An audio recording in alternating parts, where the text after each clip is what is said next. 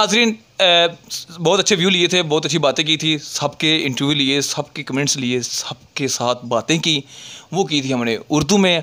अब मेरे साथ जो मैडम है, जो क्लाइंट मेरे साथ बैठे हुए हैं, क्लाइंट कह लूँ या उनको मैं कह लूँ एक डीजे कह लें आप, डीजे मेरा बाबू गाना चला दो वो कह दें, या फिर 101 पे मेरे साथ मौजूद है मैडम फैज़ा। मैडम जी मैं नाम गलत ले लिया तो तुसी क्लियर कर देना। पहले 5 बारी किया कि मैं फैज़ा नहीं हाँ, माड़ा जे पिछे आइसक्रीम खिलाने लगे। ये फैज़ा नहीं है, मैं फायजा वा। ते इत्थे जदों भी कोई पंजाबी डीजे आए ना, वो कहता हुंदा मैडम फैज़ा, नहीं जी फायजा महमूद। अच्छा तुहाडे आउण दा बहुत शुक्रिया। अगला सवाल पूछो। मैं मैडम जी एक छोटी जी गल कर लूँ, हुसन की तारीफ ही बड़ी जरूरी होंदी है, नाल कहना जरूरी होंदी है। तुहाडी इन्नी अच्छी स्माइल, इन्नी अच्छी लुक, केड़ा पार्लर जिंदे को तैयार होंदे हो? किसी ने कहा नहीं, ये जिहड़ा हुसन हुंदा है कुदरती हुंदा, ए उत्तों बंदा लैके आंदा। 101 ते ए प्रोग्राम किस तरह आए हो, किस तरह काम किया है? डायरैक्ट प्रोग्राम 'च ही आ गए हो या स्ट्रगल की है या आन दा शौक सी? अच्छा 2-3 सवाल तुसी पुछ ले, चलो मैं इकट्ठे जवाब दे दिन्नी। ये रेडियो च आन दा मैनू कोई शौक नहीं सी, यकीन मनो। ना ही मैं लिसनर सी, ना ही मैं रेडियो में कहते होंगे ना बड़े अरसे तो बड़े सालों तो सुनन दे, इदां दी कोई कहानी है ही नहीं। ए ना मेरी जिंदगी च जेड़ा भी काम होया अचानक ही होया, एकदम अच्छा सुनिया देखिया ऑडिशन होन दे ते उड़दे ही आ गए। जो बंदा सोची पिया ते बंदा गया, फिर कोई काम होंदा ही नहीं। ऑडिशन होए, अच्छा माड़े जिहा सोचे ऑडिशन च की बोला, कोई तैयारी कुछ नहीं किता, बस यही सी कि रेडियो सुनिया सी, रेडियो च इदां बोलदे हो। ईद उद नंगी सी, मैं क्या बकरे बुकरे फ्रिज च रखे, इंज होया उंज होया, ऑडिशन दिता, लो जी अस्सलाम वालेकुम, आपां रेडियो च आ गए।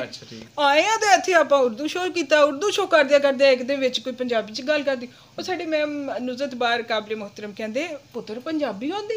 ਮੈਂ ਕਿਹਾ ਮੈਮ ਜੀ ਲੋ ਵੱਖੀਆਂ ਦਿਹਾੜੀ ਦੀਆਂ ਆਪਾਂ ਪੰਜਾਬੀ ਦੀਆਂ, ਤੁਸੀਂ ਕਰਾ ਲਓ ਪੰਜਾਬੀ ਸ਼ੋ। ਪੰਜਾਬੀ ਸ਼ੋ ਉੱਥੋਂ ਸ਼ੁਰੂ ਹੋ ਗਿਆ ਬਸ। ਅੱਛਾ ਮੈਡਮ ਬੱਕਰੀਆਂ ਦੀ ਤੁਸੀਂ ਗੱਲ ਕੀਤੀ ਸੀ, ਖੱਲਾਂ ਵੀ ਲੈ ਲੈਂਦੇ? ਨਹੀਂ ਖੱਲਾਂ ਤਾਂ ਹਲੇ ਰੱਖਦੇ, ਠੰਡ 'ਚ ਕੰਮ ਆਉਂਦੀਆਂ, ਕੋਟੀਆਂ ਕੁਟੀਆਂ ਬਣਾਉਣ ਲਈ ਤੁਹਾਡੇ ਲਈ। ਅੱਜ ਤੁਸੀਂ ਇੱਕ ਸਾਲਵੀਂ ਸਾਲਗਿਰਾ ਹੋਈ ਹੈ ਤਾਂ ਉਹਦੇ ਮੌਕੇ ਦੇ ਹਵਾਲੇ ਕੋਈ ਗੱਲਬਾਤ ਕੋਈ? ਉਹਦੇ ਹਵਾਲੇ ਨਾਲ ਇਹੀ ਕਹਾਂਗੇ ਕਿ ਰੇਡੀਓ ਦੀ ਜਿਹੜੀ ਆਵਾਜ਼ ਆ ਨਾ, ਇਹਦੀ ਆਵਾਜ਼ ਤੋਂ ਹੀ ਪਹਿਚਾਣ ਆ ਸਾਡੀ। ਤੇ 93 ਹੋਏ 101 ਹੋਏ, ਇੱਕ ਹੀ ਬਿਲਡਿੰਗ 'ਚ ਦੋਨੀ ਹੈ ਵਾ ਰੇਡੀਓ ਸਟੇਸ਼ਨ। ਹਾਂ ਇੱਕ ਹੀ ਘਰ ਸਮਝੇ ਜਾਂਦੇ।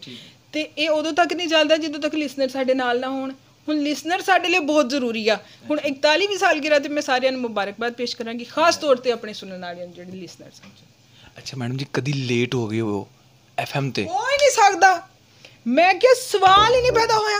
ਇੱਕ ਸਕਿੰਟ ਵੀ ਲੇਟ ਹੋਏ ਹੋ ਨਾ ਜੀ ਨਾ, ਜਿਹੜਾ ਲੇਟ ਹੁੰਦਾ ਹੋਇਆ ਉਹਨੂੰ ਬਾਹਰ ਗੇਟੋਂ ਬਾਹਰ, ਆਪਾਂ ਲੇਟ ਨਹੀਂ ਹੋਏ। ਅੱਛਾ ਮੈਡਮ ਕਿਸੇ ਨੇ ਮਸ਼ਵਰਾ ਕੀਤਾ ਹੋਏ ਆਪਣੀ ਫਰੈਂਡ ਨੇ ਜਾਂ ਕਲੀਗ ਨੇ ਜਾਂ ਰਿਲੇਟਿਵਸ ਦੇ ਵਿੱਚ ਕਿਹਾ ਹੋਏ ਕਿ ਕੰਮ ਛੱਡ ਦੇ, ਕਿਹੜੇ ਕੰਮਾਂ 'ਚ ਪਈਆਂ ਤੈਨੂੰ 24 ਘੰਟੇ ਬਸ? ਮੈਂ ਉਹਨੂੰ ਐਸੀਆਂ ਸੁਣਾਈਆਂ, ਮੈਂ ਕਿਹਾ ਜਿੱਦਾਂ ਮੈਂ ਰੇਡੀਓ 'ਚ ਬੋਲਦੀ ਨਾ ਇੱਦਾਂ ਮੈਨੂੰ ਬੋਲ ਕੇ ਸੁਣਾ, ਬੋਲ ਕੇ ਦਿਖਾ, ਤੂੰ ਬੋਲ ਸਕਦੀ। ਉਹਨੇ ਤੁਮਕੋ ਮੁਝਕੋ 2 ਕਮੈਂਟ ਕੀਤਾ, ਉਹ ਤੋਂ ਬਾਅਦ ਉਹਨੂੰ ਗੱਲ ਨਹੀਂ ਆਈ। ਮੈਂ ਕਿਹਾ ਲੈ ਤੂੰ ਮੈਨੂੰ ਕਹਿੰਦੀ ਰੇਡੀਓ ਛੱਡ ਦੇ, ਰੇਡੀਓ 'ਚ ਜਾ ਕੇ ਬਹਿ ਕੇ ਬੋਲਣਾ, ਉੱਥੇ ਜਾਣਾ ਬੜੀ ਵੱਡੀ ਗੱਲ ਆ। ਉਸ ਤੋਂ ਬਾਅਦ ਨਹੀਂ ਉਹ ਕਿਸੇ ਨੇ ਕਿਹਾ ਮੈਨੂੰ, ਬਸ ਇੱਕੋ ਵਾਰੀ ਕਿਹਾ ਸੀ। ਅੱਛਾ ਕਿਸੇ ਨੇ ਇਹ ਨਹੀਂ ਕਿਹਾ ਕਿ ਕੰਮ ਛੱਡ ਦੇ, ਕੋਈ ਕਾਰੋਬਾਰ ਕਰ ਲੈਣੇ, ਕੋਈ ਬੁਟੀਕ ਖੋਲ ਲੈਣੇ, ਕੋਈ ਆਪਣਾ ਪਾਰਲਰ ਖੋਲ ਲੈਣੇ? ਤੁਸੀਂ ਇਨ ਸ਼ੋਰਟ ਪੁੱਛਣਾ ਚਾਹ ਰਹੇ ਕਿ ਐਸਾ ਕੰਮ ਕਰੋ ਜਿਸ 'ਚ ਤੁਹਾਨੂੰ ਜ਼ਰਾ ਰੁਪਈਏ ਹੋਣ। ਹਰ ਚੀਜ਼ ਰੁਪਈਆਂ ਨਾਲ ਨਹੀਂ ਚੱਲਦੀ। ਇੱਥੇ ਹੁਣ ਅਸੀਂ ਆਈਦਾ, ਪੁੱਛ ਲਓ ਮੇਰੀ ਕੁਲੀਗ ਇੱਥੇ ਬੈਠੀ ਆ, ਚਲੋ ਹੁਣ ਨਾ ਪੁੱਛੋ ਇਹਨਾਂ ਕੋ ਕਿ ਇੱਥੇ ਨਾ ਜਦੋਂ ਅਸੀਂ ਰੇਡੀਓ ਆਏ ਆ ਨਾ, ਰੇਡੀਓ ਨਾਲ ਐਸੀ ਅਟੈਚਮੈਂਟ ਹੋ ਗਈ, ਪੰਜਾਬੀ 'ਚ ਉਹਨੂੰ ਕੀ ਕਹਿੰਦੇ ਕਿ ਦਿਲੀ ਲਗਾਓ ਜਿਹਾ ਹੋ ਗਿਆ, ਮੁਹੱਬਤ ਕਹਿ ਲਓ।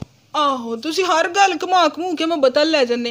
ਅੱਛਾ ਆਹੋ ਐਸਾ ਇੱਕ ਲਗਾਓ ਹੋ ਗਿਆ ਰੇਡੀਓ ਨਾਲ ਕਿ ਅਸੀਂ ਨਾ ਆਈਏ ਨਾ ਇਦਾਂ ਨਹੀਂ ਲੱਗਦਾ ਜਿੱਦਾਂ ਰੋਟੀ ਦੇ ਨਾਲ 4 ਦਿਨ ਨਹੀਂ ਚੜੇ। ਹਾਂ ਸਵਾਦ ਉਹ ਜਿਵੇਂ ਚੜਦਾ ਪੰਜਾਬ ਤੇ ਲੈਂਦਾ ਪੰਜਾਬ, ਦਿਨ ਨਹੀਂ ਪੂਰਾ ਹੁੰਦਾ ਉਹ ਹਿਸਾਬ ਆ। ਇਹ ਮੈਡਮ ਜੀ ਇਹ ਪੰਜਾਬੀ ਤੁਹਾਨੂੰ ਬੇਸਿਕਲੀ ਸੀਰੀਅਸ ਸਵਾਲ ਮੇਰਾ ਜਿਵੇਂ ਬੈਸਟ ਲੱਗਦੀ ਹੈ ਜਾਂ ਉਰਦੂ? ਹਾਂਜੀ ਨਹੀਂ ਉਰਦੂ ਨਹੀਂ ਮੈਨੂੰ ਪਸੰਦ, ਮੇਰਾ ਯਕੀਨ ਮੰਨੋ ਸਿਰ ਦੁਖਦਾ। ਮੈਨੂੰ ਕੋਈ ਉਰਦੂ 'ਚ ਸਵਾਲ ਪੁੱਛ ਲੈਣਾ, ਮੈਂ ਸਭ ਤੋਂ ਪਹਿਲੇ ਪੁੱਛਦੀ ਪੰਜਾਬੀ ਆਂਦੀ? ਉਹ ਕਹਿਣਾ ਹਾਂ। ਮੈਂ ਕਿਹਾ ਕਿਉਂ ਸਿਰ ਦਿਖਾਉਂਦੀ ਆਪਣਾ ਵੀ ਤੇ ਮੇਰਾ ਵੀ? ਪੰਜਾਬੀ ਮੈਨੂੰ ਜ਼ਿਆਦਾ ਪਸੰਦ ਆ। ਅੱਛਾ ਮੈਡਮ ਜੀ ਕੋਈ ਐਸਾ ਮੈਸੇਜ ਜ਼ਬਰਦਸਤ ਜਿਹਾ ਸਾਡੇ ਚੈਨਲ ਵਾਸਤੇ? ਪੈਗਾਮ ਇਹ ਆ ਕਿ ਤੁਸੀਂ ਜ਼ਿੰਦਗੀ 'ਚ ਜਦੋਂ ਵੀ ਕੋਈ ਵੀ ਕੰਮ ਸ਼ੁਰੂ ਕਰਦੇ ਨਾ, ਉਹਦੇ 'ਚ ਪਹਿਲੇ ਤਾਂ ਪੂਰੀ ਮਿਹਨਤ ਪਾ ਦਿਓ, ਰੱਜ ਕੇ ਮਿਹਨਤ ਕਰੋ।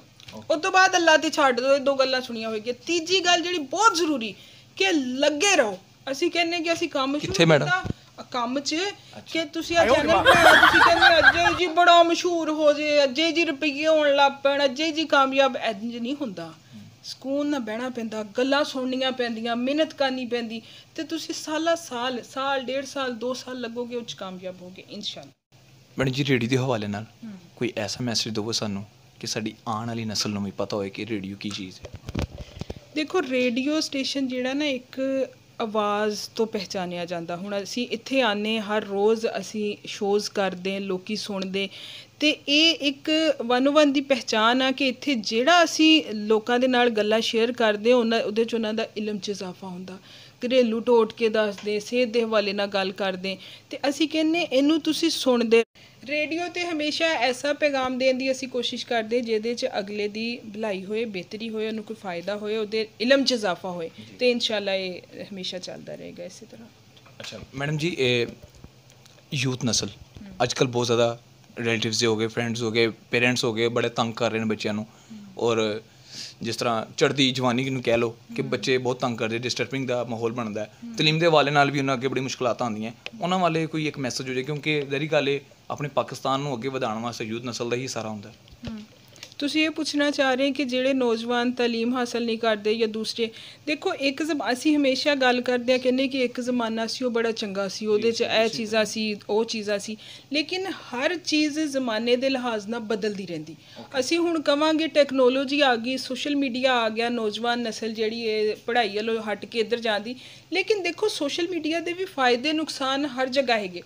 ਅੱਜ ਤੋਂ 5 ਸਾਲ ਪਿੱਛੇ ਜਾਓ, ਉਦੋਂ ਵੀ ਹਰ ਚੀਜ਼ ਦੇ ਫਾਇਦੇ ਨੁਕਸਾਨ ਹੈ ਸੀ। ਅਸੀਂ ਇਹ ਨਹੀਂ ਕਵਾਂਗੇ ਉਹ ਬੜਾ ਵਧੀਆ ਜ਼ਮਾਨਾ ਸੀ, ਸਾਰਾ ਕੁਛ ਅੱਛਾ ਸੀ, ਲੇਕਿਨ ਐਸੇ ਜ਼ਮਾਨੇ 'ਚ ਰਹਿੰਦਿਆਂ ਹੋਇਆ ਤੁਸੀਂ ਇਹ ਦੇਖੋ ਤੁਹਾਡੇ ਕੋਲ ਸਹੂਲੀਅਤ ਕਿੰਨੀਆਂ ਆ ਗਈਆਂ। ਹਰ ਘਰ 'ਚ 5 ਮੋਟਰਸਾਈਕਲ ਖੜ੍ਹੇ, ਹਰ ਘਰ 'ਚ ਇੰਟਰਨੈਟ ਹੈਗਾ, ਹਰ ਘਰ 'ਚ ਉਹ ਸਹੂਲੀਅਤ ਹੈਗੀਆਂ ਜਿਹੜੀਆਂ ਸਾਡੇ ਕੋਲ ਪਹਿਲੇ ਨਹੀਂ ਹੈਗੀਆਂ ਸੀ। ਅਤੇ ਸਾਨੂੰ ਉਹਨਾਂ ਚੀਜ਼ਾਂ ਨੂੰ ਵੀ ਦੇਖਣਾ ਚਾਹੀਦਾ, ਲੇਕਿਨ ਉਹਨਾਂ ਦਾ ਇਸਤੇਮਾਲ ਅਸੀਂ ਕਿਸ ਤਰ੍ਹਾਂ ਕਰ ਰਹੇ ਇਹ ਸਾਨੂੰ ਸੋਚਣਾ ਪਏਗਾ ਅਤੇ ਇਹ ਨੌਜਵਾਨ ਨਸਲ ਨੂੰ ਵੀ ਸਿਖਾਉਣਾ ਪਏਗਾ। ਗੁਲਾਮੀ ਹੋਈ ਅਤੇ ਮਾਦਰਤ ਅਤੇ ਲਾਸਟ ਵਾਰੀ ਪਾਕਿਸਤਾਨ ਦੇ ਨਾਲ ਨਾਰੇ ਨਾਲ ਪਾਕਿਸਤਾਨ ਜ਼ਿੰਦਾਬਾਦ। ਬਹੁਤ